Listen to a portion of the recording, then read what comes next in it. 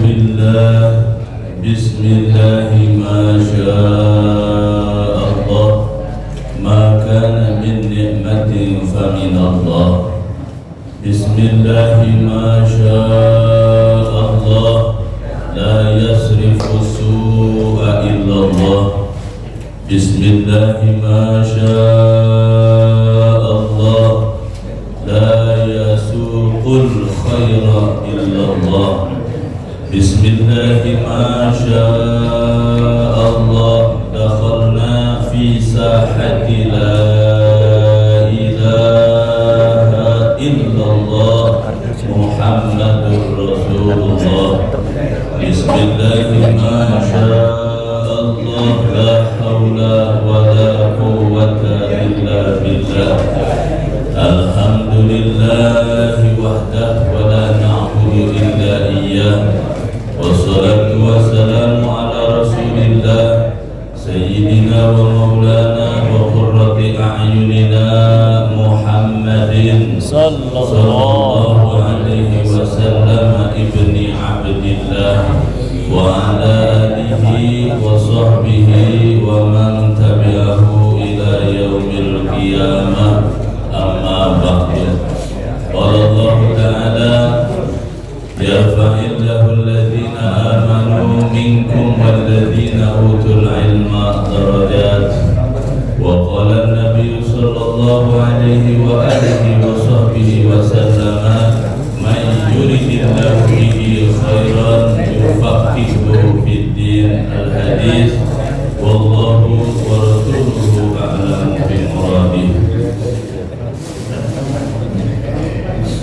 Sadat al-masyayikh wa ulama'an al-a'izza wal fudala, para alim, para ulama, kiai, ustaz, tuan-tuan guru, guru-guru ngaji, tokoh agama, tokoh pemerintahan, wabil khusus yang kami muliakan, yang kami hormati, ketua pengurus Masjid Jami Al-Qohar beserta seluruh jajaran pengurusnya, juga bapak dan ibu jamaah pengajian rutin setiap Ahad, Sabtu subuh.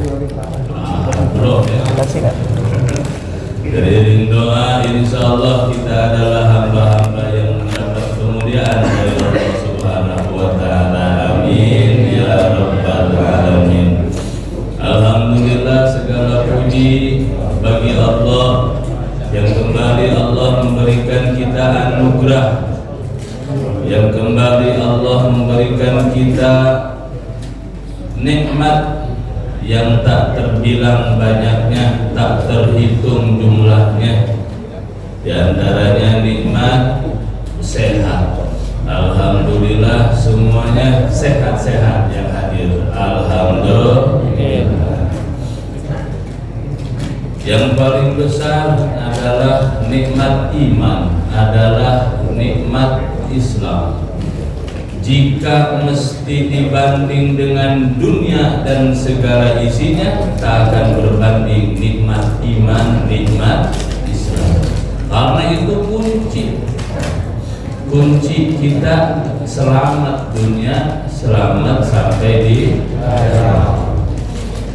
Dan semoga kegiatan pengajian rutin ini adalah dalam rangka meneguhkan kembali, dalam rangka mempertebal kembali keimanan keislaman kita, hingga harapan besar kita jika nanti Allah menentukan kita wafat, diwafatkan dalam keadaan husnul khotimah. Amin ya rabbal.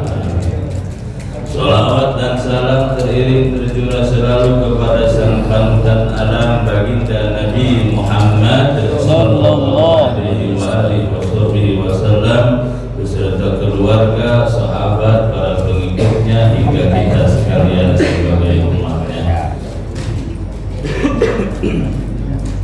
Bapak dan Ibu jamaah rahimakumullah, alhamdulillah wa syukru ala ni'amillah, kita masih diberikan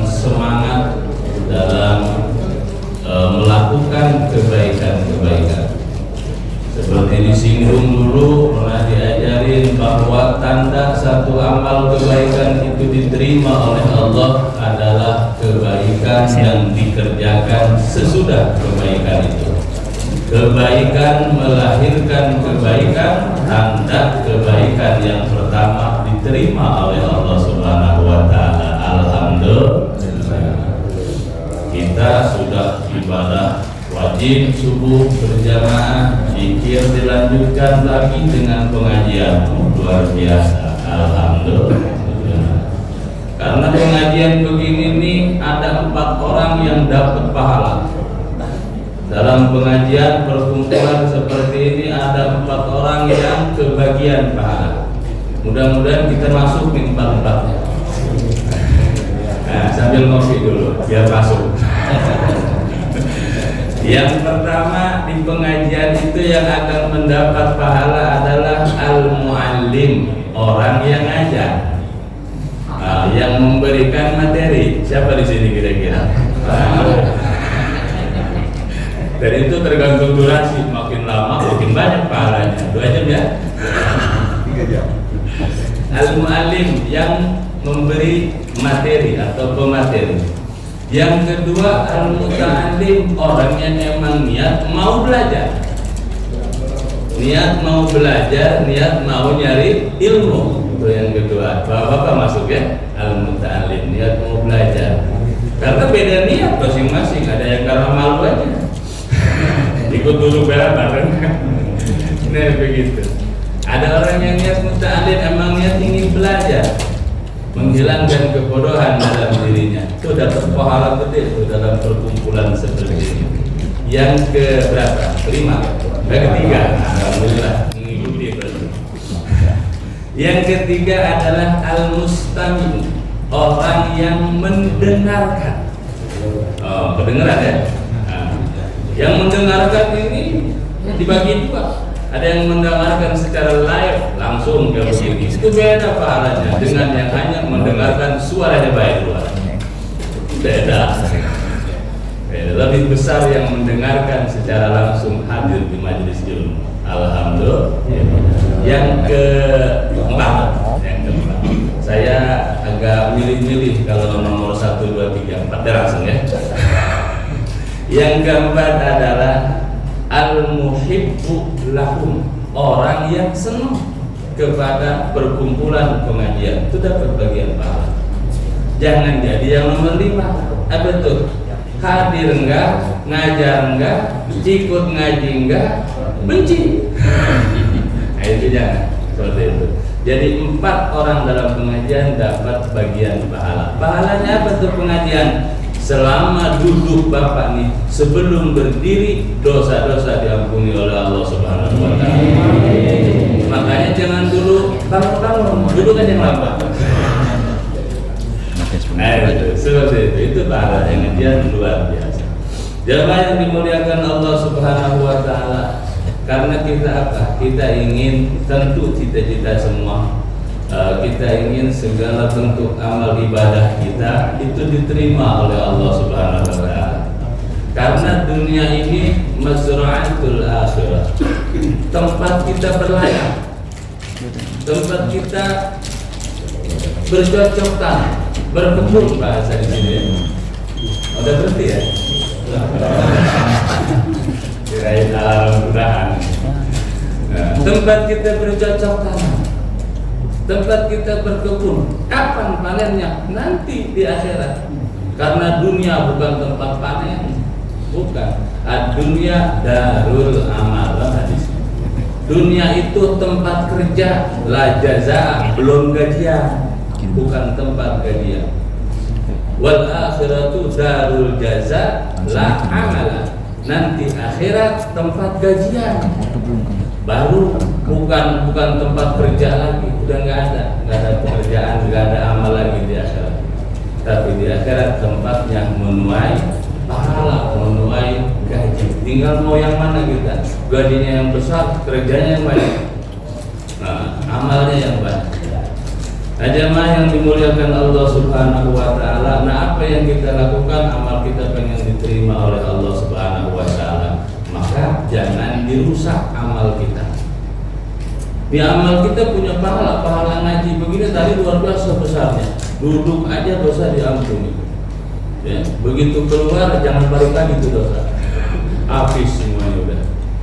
Amin ya rabbal alamin. Maka amal kita jangan dihancurkan. Ulama masih tahu kita ini kalau ulama sitatu asya tubdikul amal, ada 6 ya, nggak pakai 1, 2, 3 ya, yang banyak-banyak baik. Ada 6 hal yang bisa merusak pahala amal kita. Pahala amal kita turun itu. Kalau bahasa kami kerja capek nggak kepake. Itu artinya tuh, apa tuh artinya? Sudah kerja capek-capek nggak kepake. Sudah berkarya luar biasa susah payah nggak dilirik, nggak dinilai. Sama. Ini amal kita, sholat kita, baca Quran kita, ibadah kita. Ada pahalanya, tapi tak bernilai pahala jika melakukan 6 hal ini. Yang pertama, al-istighalu bi uyubin nas. Sibuk dengan keburukan orang lain. Sibuk dengan kejelekan orang lain. Kejelekan orang lain dia korek-korek, dia omong-omong kemana-mana. Itu ngancurin pahala amal kita. Betul ibadah kita banyak, tapi pahalanya, nilainya, esensinya sangatlah berkurang. Al-istighalu bi uyubin nas, sibuk dengan keburukan orang lain. Itu menghancurkan amal ternyata. Sekarang sibuknya kemana? Sibuknya nih, melihat kekurangan kita, melihat kejelekan keburukan kita. Lanjutkan dengan istighfar. Lanjutkan dengan baca istighfar. Al-Imam Hasan radhiyallahu anhu ini ulama besar pada zamannya. Karena namanya ulama, orang dulu tuh mau ngapain aja datang ke ulama. Bener gak Pak? Bener gak? Nah, mau nikahin anak, datangnya ke ulama, nanya dulu hari apa yang bagus. Kata ulama semua hari bagus, cuman ada hari yang menakutkan. Apa? Harimau. Kalau ketemu lari dah. Nah begitu. Semua hari bagus, begitu. Dulu tuh nanya gitu ke ulama semua. Sampai punya anak, nama anak pun nanya ke ulama. Pak Yai, Pak Kiai, Pak Haji, Pak Ustadz, nama anak yang bagus kira-kira siapa? Mau dikasih nama anak. Baca nama anak dulu, nama-nama ulama. Muhammad apa gitu kan. Kalau sekarang nggak datang ke ulama Pak, asal punya kuota, buka Google. Nama anak yang bagus keluar tuh nama Pak. Begitu. Maka berkahnya juga. Nah Imam Hasan pun dulu sama. Ditanya ulama besar, orang pada datang ke beliau berikhtiar, minta doa, minta berkah di ulama. Ada orang yang datang pertama ke beliau itu mengeluhkan tentang kebuntuan, ya, buntu dalam masalah keluarga, dalam masalah kehidupan ekonomi, sulit, susah. Gimana guru, gimana kiai caranya ini kami ini biar masya Allah katanya ini kesana kemarin susah benar nih, buntu harga karet jatuh. Nah semualah dia ceritain. Apa jawab Imam Hasan? Banyakin baca istighfar. Banyakin baca istighfar. Oh alhamdulillah, makasih. Mundur tamu yang pertama, masuk tamu yang kedua. Sama nyeritain problematika rumah tangga, hidup sama bini berantem aja, keluarga nggak harmonis intinya. Minta solusi kira-kira gimana? Dijawab sama Imam Hasan, banyakin baca istighfar. Kedua orang. Yang ketiga lagi datang, ya suami istri, lama nggak punya keturunan, lama nggak dikasih momongan, cerita gimana wahai kiai? Kata Imam Hasan, banyakin baca istighfar. Datang lagi yang keempat, orang Batu Raja, petani dia. Ya, hujan lama nggak turun-turun, udah istighfar 2 kali di Al-Bahar. Hujan nggak turun-turun, datang ke ulama. Apa kata beliau? Ingin tanimu berkah, ingin tanimu mudah, lancar, barokah, banyakin baca istighfar, semua diterima. Dan ternyata yang 4 orang ini belum pulang bareng belum, karena kopi belum habis. Ngobrol dulu mereka. Emang dari mana? Dari anu cerita apa? Oh begini, dikasih solusi, dikasih. Dan semua solusinya sama. Baca istighfar. Nggak terima nih, kan masalah kita beda, kok obatnya sama. Penyakitnya aja beda, masa obatnya sama. Nanya aja nih, ada yang satu berani rupanya kritis sama Kiai. Nanya, Kiai Hasan, mohon maaf mau nanya, kamu kan masalahnya beda-beda, penyakitnya beda-beda, kenapa obatnya sama istighfar semua? Nah, baca ayat tuh, istaghfiru rabbakum innahu kana ghafar yursilis samaa, dan selanjutnya. Jadi solusi untuk segala macam persoalan adalah istighfar. Maka istighfar itu dikatakan begini, 1 kalimat 1000 solusi. 1000 solusi. Kenapa? La yamna'ul qabul bitaubah, tidak akan tercegah qabul, ijabah dari Allah bitaubah, dengan taubat. Karena derajat orang taubat di sisi Allah itu dekat jaraknya. Aqrabul abdi ilayya fahuwa sajid, jarak terdekat seorang hamba dengan Allah fahuwa sajid, ayat taib adalah ketika mereka sujud, ketika mereka mau taubat kepada Allah. Maka istighfar ini solusi. Akhirnya semuanya sepakat dibaca tuh. Enggak begitu lama datang lagi yang petani bawa karet sama beban-bebannya. Diantri, kapan terima kasih, dikabul sama Allah. Kita yang ingin diijabah doa, banyakin baca istighfar. Itu yang pertama ya. Al istighalu bi uyubin nas, sibuk dengan aib manusia, sibuk dengan keburukan orang lain bisa menghancurkan esensi dan nilai dari pahala kita. Jauhi ya. Terus yang nomor berapa sekarang? Nomor 2 ya. Nah, yang nomor 2 adalah qaswatul qalbi. Yang bisa menghancurkan nilai pahala kita itu adalah qaswatul qalbi, hati yang keras. Hati yang keras. Kayak gimana sih hati yang keras? Hati yang keras itu adalah hati yang enggan menerima nasihat. Ngaji enggak demen, baca Quran ringan. Ada ceramah, pokoknya ringan di kupingnya, panas. Ada orang pikir panas, nggak suka dengan kebaikan, nggak suka dengerin nasihat. Itu ciri Pak, ciri hati keras, ciri hati buta, ya, ciri hati buta. Buta hati lebih bahaya daripada buta zahir. Buta mata zahir lebih bahaya, buta hati lebih merusak ketika sudah buta hati. Kenapa? Karena nggak suka dengan kebaikan. Orang berbuat baik aja dia nggak senang, apalagi dirinya yang berbuat baik, tambah nggak senang lagi. Itu ciri keras hati. Obatnya keras hati apa? Ini kayak begini, ikut pengajian, karena di pengajian isinya nasihat agama, dan itu obat untuk hati kita yang keras. Alhamdulillah. Ini ngaji begini, zikir lagi ngelembutin hati. Alladzina amanu wa tatma'innu qulubuhum bi dzikrillah, ala bi dzikrillah tatma'innul qulub. Zikir. Ini kayak begini zikir Pak lagi ngaji. Sebab apa yang dibahas adalah hukum-hukum Allah, yang dibahas adalah ilmu Allah tentang kebesaran Allah. Ngaji sama dengan zikir. Zikir sama dengan ngaji. Karena orang zikir tanpa ilmu bahaya juga. Nah, Bapak jamaah rahimakumullah, yang kedua keras hati. Maka Tuan Syekh Abdul Qadir Al-Jilani ini patokan orang yang masuk thariqah Qadiriyah, apalagi sudah Qadiriyah wa Naqsabandiyah, itu urusan-urusan ngebenerin hati. Ilmu thariqah, nah ilmu tasawuf itu penting Pak. Fikih sama tasawuf mesti berjalan seiringan. Kalau fikih yang berjalannya lebih depan, tasawufnya belakangan, bahaya juga. Kenapa? Beragama itu keras beragama itu. Nah, orang salah dikit pun salah itu nggak boleh. Nggak begitu kan?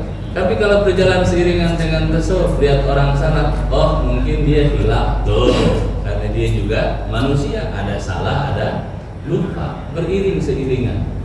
Maka harus seiringan. Nah, jemaah yang dimuliakan Allah Subhanahu wa taala, keras hati. Maka kata Tuan Syekh Abdul Qadir Al-Jilani, dawim ala sima'il mawa'id fa innal qalba idza ghaba 'anil mawa'id ama. Biasain dengerin nasihat, biasain dengerin mauidhah, dengerin ceramah, ya, biasain tuh. Kenapa? Karena hati ketika kosong daripada nasihat akan keras, akan enggak. Naudzubillah min. Nasihat bagi kita itu apa aja? Ada nasihat yang berupa lisan ucapan. Ada nasihat yang memang udah nempel di badan kita. Mana nasihat yang udah nempel di badan kita? Tuh rambut bapak udah putih semua. Itu nasihat. Nasihat apa? Tinggalkan aliran hitam menuju aliran putih. Berubah. Itu nasihat. Maka kata baginda Nabi, kafa bil mauti mauidhon. Kalau ada yang meninggal, ada yang wafat tetangga kita, cukup tuh jadi mauidhon, cukup jadi nasihat bagi kita bahwa kita juga bakal mati. Yang mantap itu yang tua apa yang muda duluan? Yang duluan. Ya kalau hitung-hitungan kan hidupnya duluan, matinya belakangan. Nah, jemaah yang dimuliakan Allah Subhanahu wa taala, qaswatul qalbi. Kemudian yang keberapa? Nah, yang bisa merusak pahala amal yang keempat atau tiga? Ketiga, Bapak pengen cepat selesai aja. Yang ketiga yang bisa merusak pahala amal adalah qillatul haya.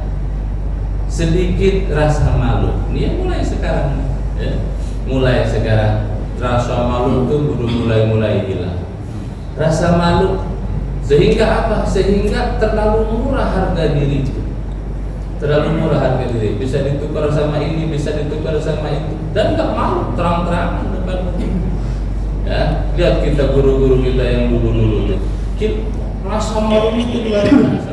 Sehingga dari rasa malu itu timbul apa? Tawadhu. Pinter aja dia malu, apalagi bodoh. Padahal dulu, guru-guru kita, pada nunduk-nunduk. Ada saya punya guru tuh, jangan udah nunduk. Begitu ditanya, ya emang udah 80 tahun udah begitu. Dia nunduk-nunduk, tawadhu orang-orang dulu. Walaupun punya ilmu, dia malu. Ya, ceramah aja nggak berani. Nah, saya punya guru Pak, kalau ngaji itu baca kitab, itu kitab Sahih Bukhari aja masya Allah hafal ya. Tapi kalau ceramah depan umum nggak berani. Dia kalau ceramah di belakang mimbar ngumpet. Baru dia ngomong lancar tuh. Mungkin nggak ada orang deh. Orang semua nggak dengerin beliau. Masya Allah. Kenapa? Malu. Nah ini sekarang mulai hilang rasa malu. Orang fasik aja sekarang boleh kok jadi imam, boleh kok baca khutbah segala macam. Tahu orang fasik? Nggak baik tuh jadi imam, nggak baik jadi khatib. Orang fasik adalah orang yang masih maksiat secara zahir, secara terang-terangan, masih senang maksiat di tempat umum. Itu orang fasik, belum boleh. Secara tasawuf, ya, secara fikih bacaannya bagus sama jadi baik. Nah, jamaah yang dimuliakan Allah Subhanahu wa taala, tuh qillatul haya, sedikit rasa malu. Murid mau guru malu Pak dulu kita. Ketemu guru ngaji kayak gimana kita dulu? Masya Allah, minder kabur. Bukan takut, bukan segen, karena malunya masih tinggi. Sekarang murid kita sama guru kayak gimana Pak? Main gap bareng. Udah mulai hilang rasa malu, ya. Dan itu ternyata bisa merusak pahala amal kita. Kemudian yang keberapa nih? Yang kelima makanya. Yang kelima tulul amal. Beda nih, ain sama alif sama ain beda. Tulul amal, panjang angan-angan, kebanyakan menghayal terus. Nah itu bisa merusak amal Pak. Hidup itu bukan dia realita, tapi hidupnya di dunia maya, ngehayal terus. Realita dilupain sama dia. Nah ini juga bahaya, bisa merusak pahala amal kita. Udah jangan banyakin ngehayal, daripada ngehayal mending baca sholawat barokah, mending baca istighfar barokah. Sebagainya ya. Nah ini paham, biasanya tukang ngopi sama udul tukang ngayal. Sedap gitu ya, anda ya. Nah itu banyak menghayal, banyak berangan-angan, itu bisa merusak pahala. Yang terakhir, yang nomor 6, yang bisa merusak pahala amal ibadah kita, nih jauhin yang 6 hal ini adalah zulmun la yantahi, zalim nggak berhenti-berhenti, jahat sama orang nggak berhenti-berhenti, nggak puas jahat sama orang, sama Israel. Ya. Jahat nggak berhenti-berhenti, udah jahat sama bapaknya belum puas, anaknya masih dijahatin, anaknya udah habis, cucunya terus sama dia, pokoknya 7 turunan nggak bakal diselesaikan. Nah ini bahaya, ini merusak amal, walaupun ibadahnya luar biasa, tapi nilainya nggak ada, nilainya nggak ada selama masih ada zalim sama orang. Zalim itu banyak, ada zalim melalui ucapan, mulai melalui lisan, baik secara langsung atau tidak langsung. Yang langsung, yang ngomong depan orangnya, bentak-bentak segala macam, marah-marah. Yang nggak langsung di belakang orang, itu sama zalim. Tahu nggak sih itu? Lagi mama tuh bahaya itu. Ya, itu. Kenapa? Karena Pak, yang bernilai dari lisan kita ini itu cuma satu, kalimah thayyibah. Yang lainnya kurang ada nilainya, malah nggak bernilai. Mohon maaf, nggak bernilai. Yang bernilai yang keluar dari mulut kita, lisan kita hanyalah kalimah thayyibah, hanya kalimah zikir, kalimah kebaikan yang menyenangkan hati orang lain. Itu yang bernilai, selainnya nggak bernilai. Ayo kita buktikan mana nggak bernilai. Yo Pak, mohon maaf nih, iler kita, iler kita jika dibanding dengan iler walet, mahalan mana?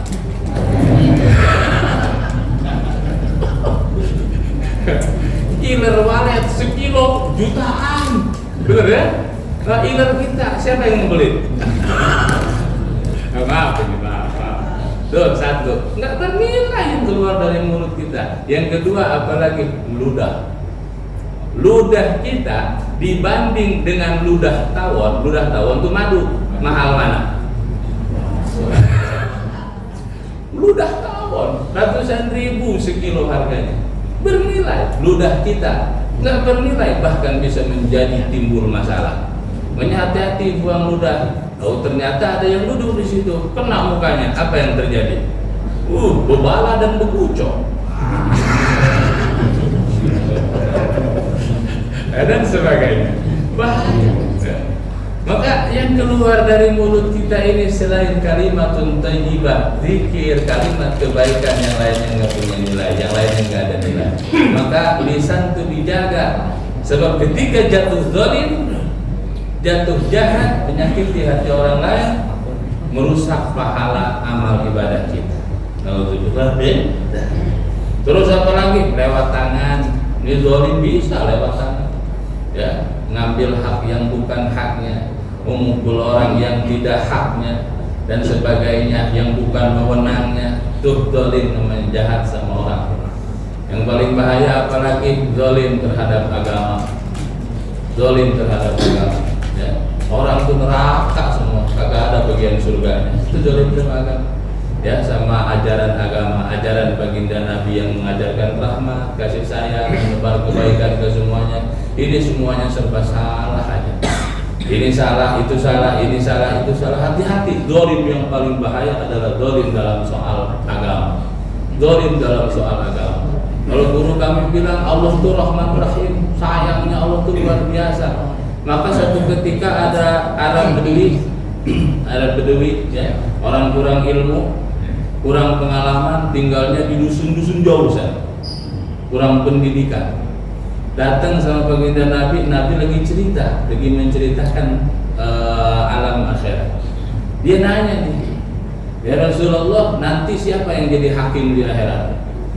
Nabi bilang, ya tentu Allah Subhanahu wa Ta'ala. Ketawa dia girang, Pak, sampai girangnya itu lompat-lompat, sampai sahabat bingung, kenapa? Sampai bingung. Nah ini ditanya sama baginda Nabi, kenapa kamu senang, kenapa kamu riang? Gimana enggak senang, gimana enggak riang? Yang jadi hakim bukan PRT itu. Yang jadi hakim di akhirat itu Allah, sedangkan Allah Rahman Rahim, Maha Kasih, Maha Penyayang. Dosa aja di dunia kita nggak dihukum langsung, benar? Kita membuat dosa di dunia nggak diadab sama Allah, nggak disiksa langsung, nggak. Nah, orang yang zalim, orang yang jahat nggak langsung disiksa sama Allah di dunia. Saking sayangnya Allah. Apalagi nanti di akhirat, maka saya senang karena yang jadi hakim nanti di akhirat adalah Allah Subhanahu wa Ta'ala. Kayak kita, takdir Allah nggak bisa dirubah, benar? Benar nggak?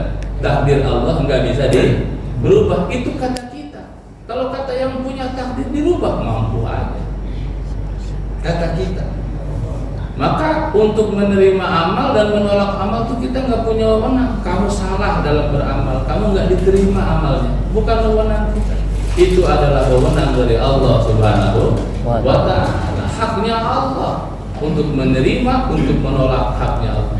Kadang-kadang di mata kita, wah tertolak amalnya, tapi di sisi Allah dengan kekhusyuan hatinya diterima amal. Insya Allah Bapak tampang-tampang diterima semuanya amalnya. Aminnya Pak Pede. Aminnya Pak Pede. Bagaimana yang dimuliakan Allah Subhanahu wa Ta'ala. Yang penting ada ikhtiar dari kita. Maka ya amal kita, ibadah kita ini merasa diri orang bodoh, kurang ilmu, kurang pengalaman, kurang adab, maka jangan berhenti belajar. Jangan berhenti belajar. Harapan apa? Harapan dimaklum, dimaaf oleh Allah. Anak kita yang kecil, Pak. Anak kita yang kecil, kita kasih soal dia 5 kali 5, dia jawab 20. Kita kan salah tuh. Harusnya 25.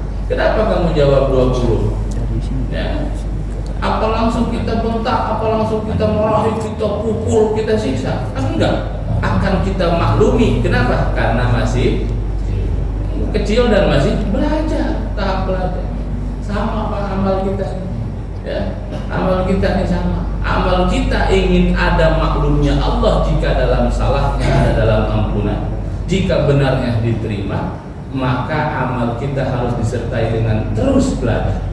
Kayak begini, setiap Sabtu pagi belajar terus, membenahi amal kita agar tambah berkualitas. Salah satunya ini tadi, apa namanya? Menjaga pahala amal dengan menjauhi 6 perkara. Apa aja tadi 6 perkara? 1, baru 2 menit. Nah, 1 sibuk dengan keburukan orang lain. Yang kedua hati yang keras. Yang ketiga sedikit rasa malu. Oh, yang ketiga sedikit malu. Yang keempat panjang angan-angan, banyakkan ngayal. Yang kelima zolim yang gak ada berhentinya. Kurang 1 ya? Iya.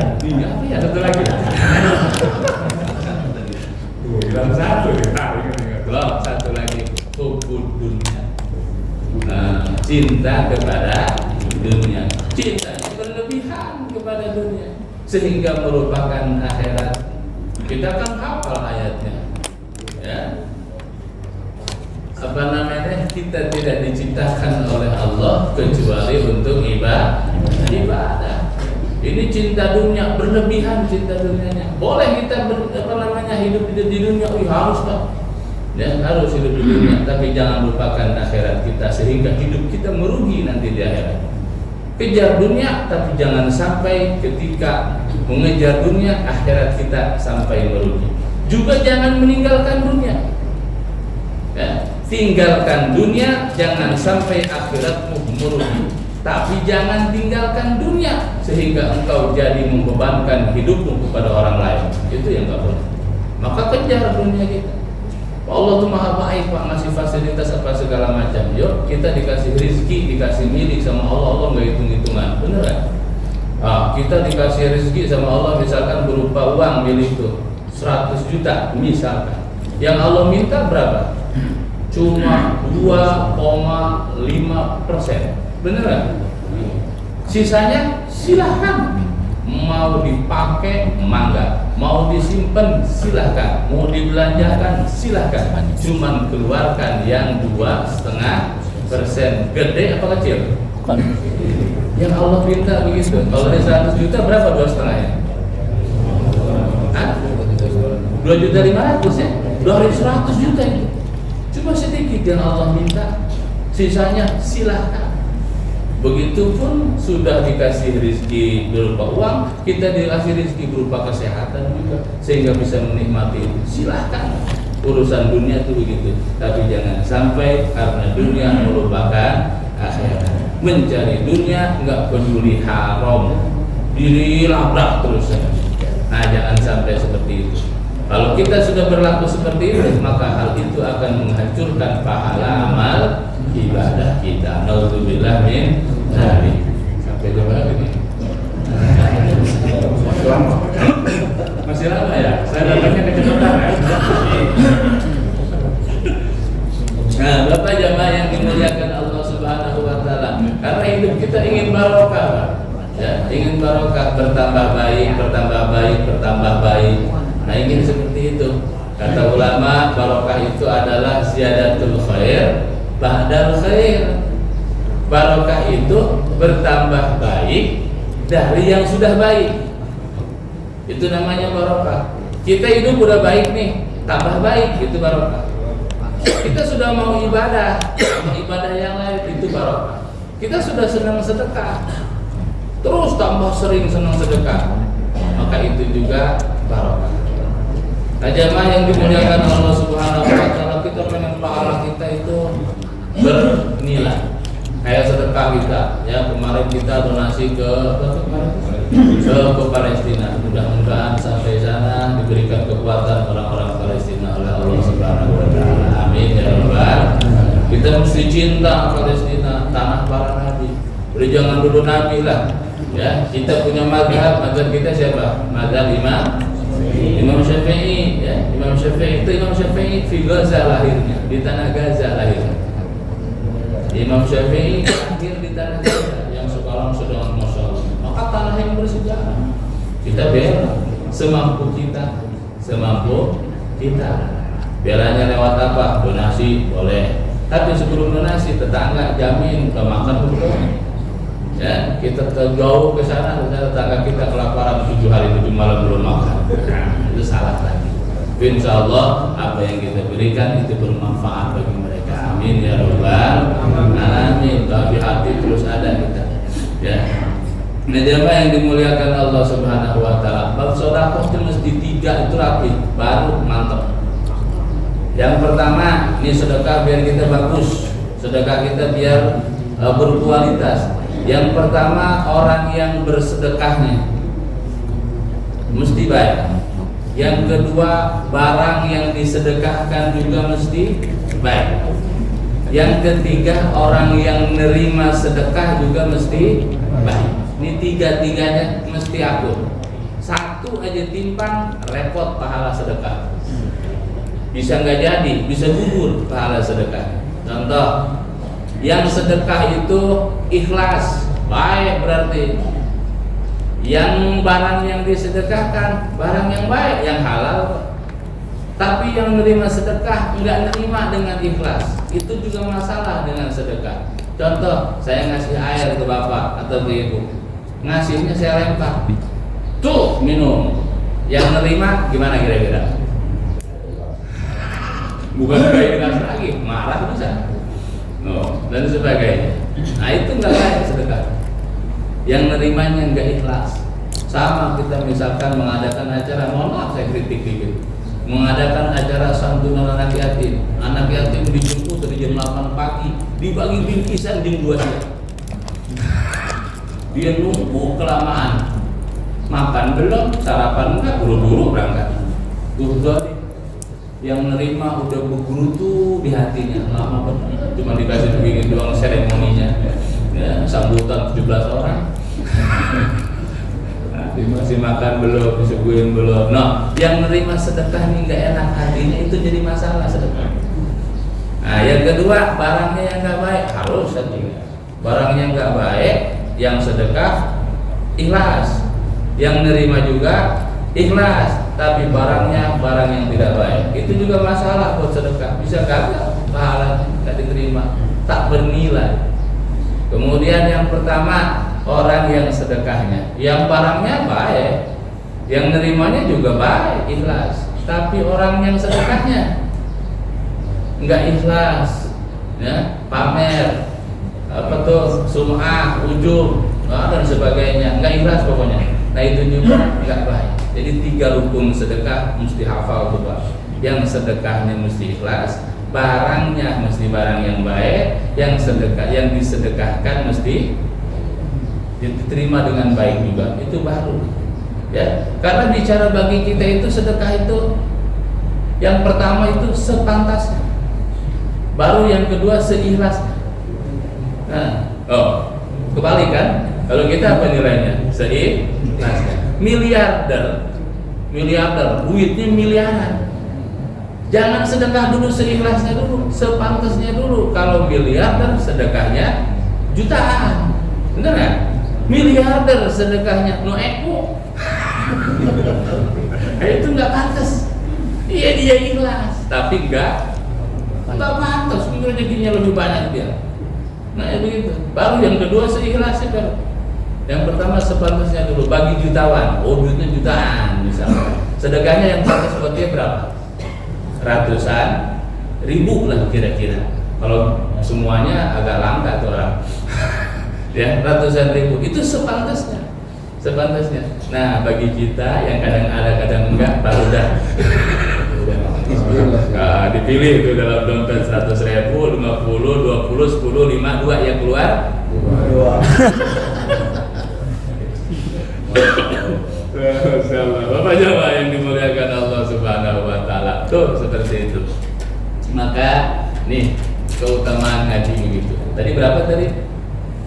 Sedekah ya, 3 rukun sedekah ya, 3 rukun sedekah. Yang sedekahnya mesti baik, yang barang yang disedekahkan mesti baik, yang menerima sedekah juga mesti baik. Nah Bapak jamaah yang dimuliakan Allah Subhanahu wa taala. Nah kita ngaji ini adalah membenahi diri kita, biar kita bisa baca kekurangan diri kita. Ternyata ibadah kita banyak kurangnya, zahirnya aja udah banyak kurang, apalagi batinnya juga.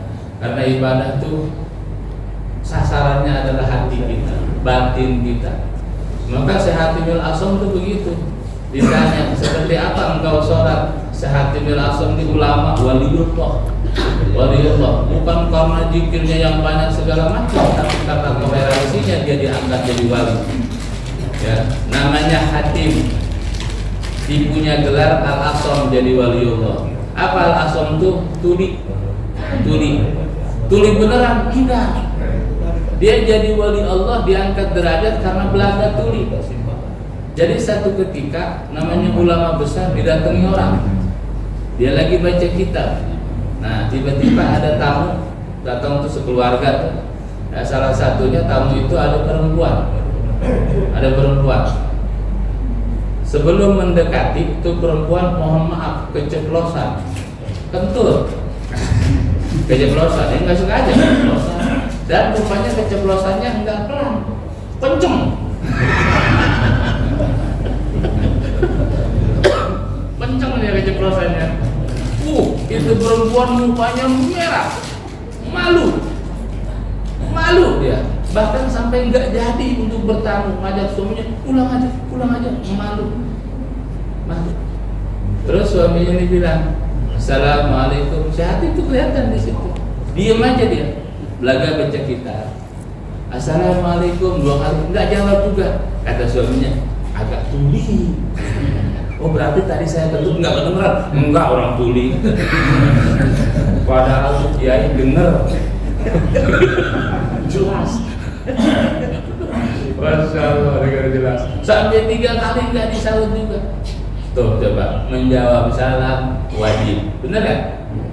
Tapi ada yang lebih wajib, menjaga harga diri orang lain. Menjawab salam itu wajib mau salam nggak dijawab sama kiai kan, dia belajar tuli. Untuk apa? Menyelamatkan muruah, menyelamatkan harga diri orang.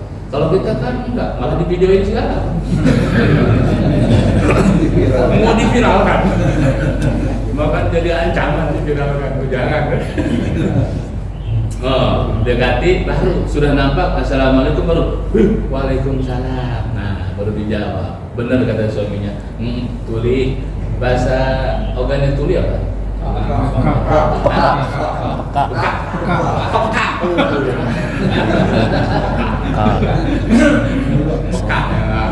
Oh, ternyata peka nih Kiai. Alhamdulillah aman ya. Si perempuan, si istrinya tadi itu merasa aman, enggak kedengeran.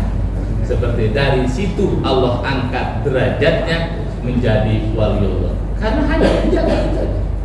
Jadi Syekh Al-Asom punya gelar. Dia ditanya, kayak gimana sih engkau jadi waliullah? Oh, saya kalau sholat tuh ditanya tentang sholat kamu tuh gimana? Saya kalau sholat, wudhu saya sudah wudhu zahir, saya juga wudhu batin. Yang nanya kaget, emang ada wudhu batin? Ada.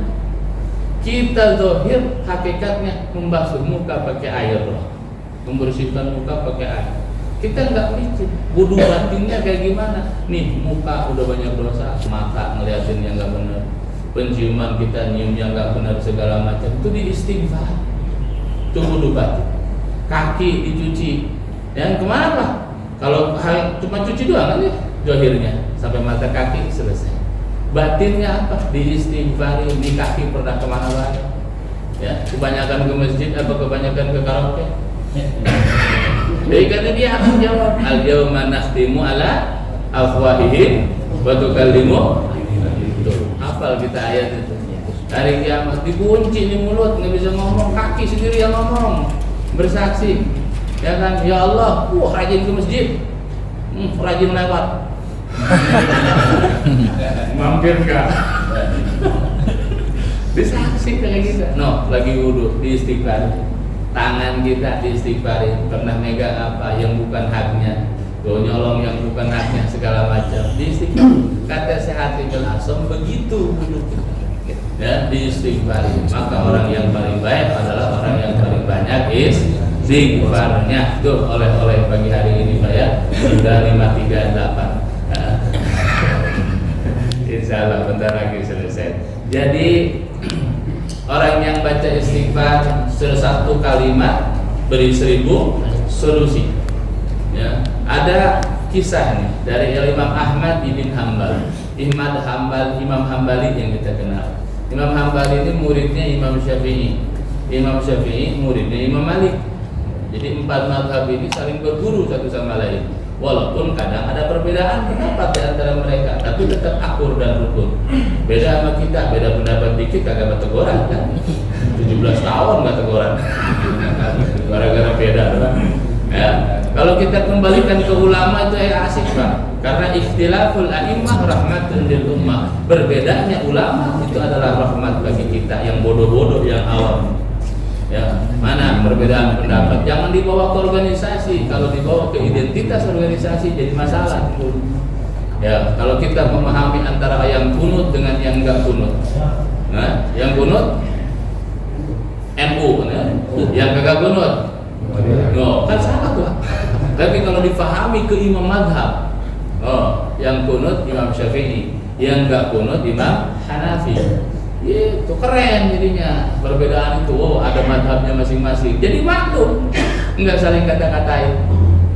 Nah, enggak saling kata-katain. Ada kata Sayyidina sama enggak Sayyidina, kata Allahumma sholli ala Sayyidina Muhammad. Nah, NU yang enggak pakai Sayyidina Muhammadiyah, Allahumma sholli ala Muhammad wa ala ali Muhammad. Sholat berendengan kebetulan. Nah, rupanya bayang baca duluan orang NU. Allahumma sholli ala Sayyidina Muhammad. Dibalas sama sebelahnya. Allahumma sholli ala, enggak pakai Sayyidina Muhammad. So, kalau sudah dibawa ke identitas begitu jadi jelek. Jadi timbulnya begitu. Tapi kalau dibawa ke ilmu, bahwa dulu madhab itu begitu. Imam Hanafi bertamu ke Imam Syafi'i pakai kunut kalau dia jadi imam. Imam Syafi'i bertamu ke rumahnya Imam Hanafi subuh, enggak pakai kunut. saling menghargai, saling toleransi. Seperti itu, karena dibawa perbedaan itu ke dalam ilmu. Ini Imam Ahmad bin Hanbal sebenarnya. Imam Ahmad bin Hanbal ini ulama yang masyhur, luar biasa, hafid, ya, ahli hadis. Kalau hafal Quran, hamilul Quran namanya. Kalau hafal hadis, hafid, itu hafal hadis. Kalau sekarang artinya sudah beda. Hafid itu hafal Quran. Nah, kalau istilah ulama itu hafid hafal hadis. Kalau hamil orang yang hafal Quran. Itu dulu, sekarang udahlah maknanya begitu, kita ikut lain. Nah, jamaah rahimakumullah. Imam Ahmad bin Hanbal masyhur. Kalau dulu tuh nggak ada foto, nggak ada video, namanya masyhur kemana-mana, orang kenal. Tapi kadang orang tahu namanya aja, nggak kenal rupanya, karena nggak ada foto. Dulu zaman dulu. Singkat cerita, ini Imam Ahmad bin Hanbal nggak tahu kenapa tidak ada hajat, tidak ada kepentingan, tidak ada keperluan, tiba-tiba ingin pergi ke Irak, ke Basrah. Berangkatlah beliau ke Basrah, ke Irak. Sampai di tempat sana kebetulan sudah waktu Isya. Salatlah Isya berjamaah di masjid. Jamaah di masjid, beliau selesai sholat, duduk di masjid. Kemudian dia bilang karena lelah dari perjalanan jauh, ingin istirahat, tiduran di masjid. Baru aja mau merem, datang marbot masjid. Hoi, orang mana? Kenapa? Tanya detail. Saya musafir dari jauh. Nggak ngaku nih beliau Imam Ahmad bin Hanbal, nggak ngaku dia. Diam aja. Saya musafir, ingin istirahat di sini. Nggak boleh tidur dalam masjid. Sana. Diusir. Padahal wali itu marbot musir wali. Nah, keluar nurut, ya karena pendatang nurut beliau. Keluar, duduklah di teras masjid. Karena udah malam, nah istirahat.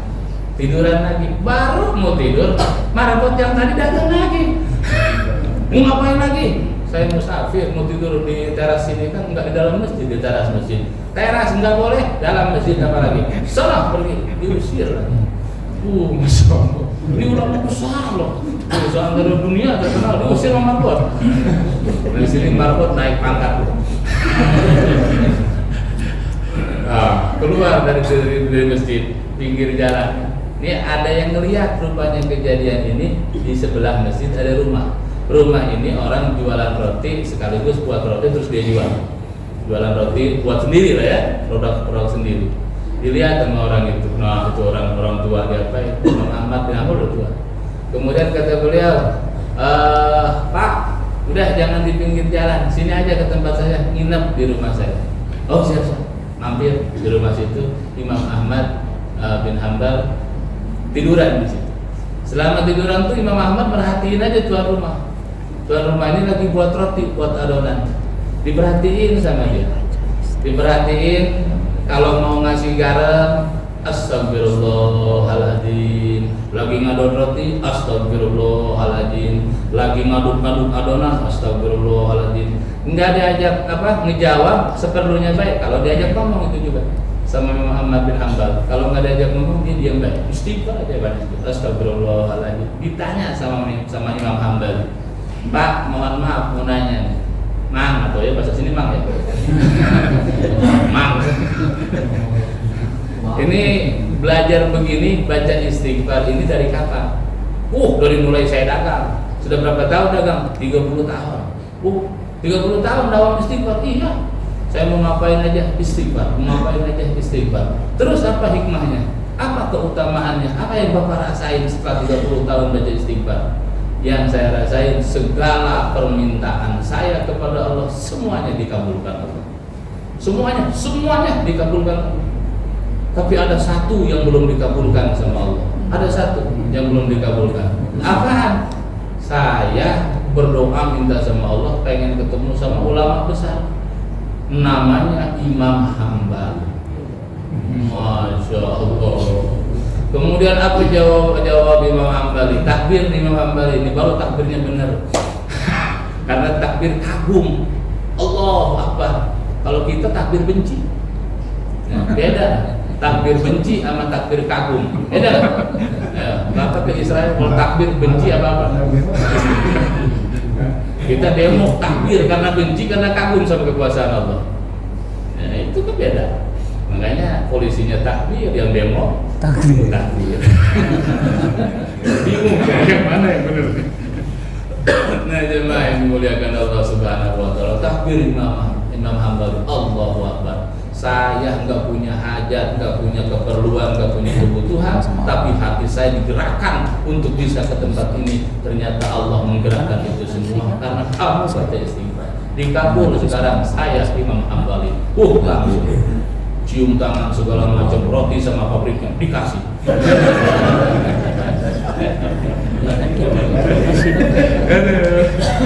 Nah, seperti itu. Ini salah satu kisah aja. Ini kisah saya baca di kitab An-Nawadir. Nah, mudah-mudahan membawa manfaat. Banyakin baca istighfar, banyakin baca istighfar. Ya, istighfar bisa menurunkan emosi. Makin marah, ya istighfar, reda pelan-pelan. Sulit, buntu, apa sulit lah kita, banyakin baca istighfar sambil kerja tapi. Buntu istighfar, kerja enggak, tidur, kayak repot lagi gitu ya. Nah, karena yang penjual roti itu istiqomah istighfarnya 30 tahun, kita baru 3 hari.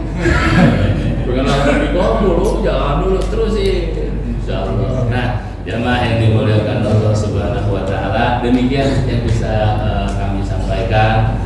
Tentu banyak kurang, banyak salah, dan itu pasti datangnya dari bodoh saya, kurang saya kepada ilmu dan juga pengalaman. Tapi besar harapan itu bermanfaat khusus untuk diri saya, umumnya untuk semuanya. Semoga apa yang kita lakukan pagi hari ini diterima oleh Allah Subhanahu wa taala.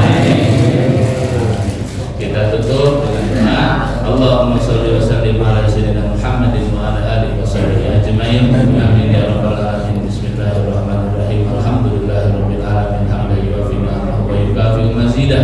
Ya rabbana lakal hamdu kama yanbaghi li jalali wajhikal karim wa 'azimi sultanik. Allahumma shalli wa sallim ala sayyidina Muhammad wa ala ali sayyidina Muhammad. Allahumma ij'al jam'ana hadha jam'an marhuman wa tafarraqana min ba'dihi tafarruqan ma'suman wa la tuwallina waliyan siwaka ya ilahal alamin wa ya khairan nasirin wa ya rabbal alamin. Rabbana taqabbal minna innaka antas samiul alim wa tub 'alaina innaka antat tawwabur rahim. Rabbana atina fid dunya hasanah wa fil akhirati hasanah wa qina adzabannar. Wa sallallahu ala sayyidina Muhammadin wa ala alihi wa sahbihi wa baraka wa sallam. Subhana rabbika rabbil izzati amma yasifun wa salamun alal mursalin walhamdulillahi rabbil alamin. Terima kasih banyak Bapak, terima kasih banyak. Anallahu wa iyyakum ajmain. Wassalamualaikum warahmatullahi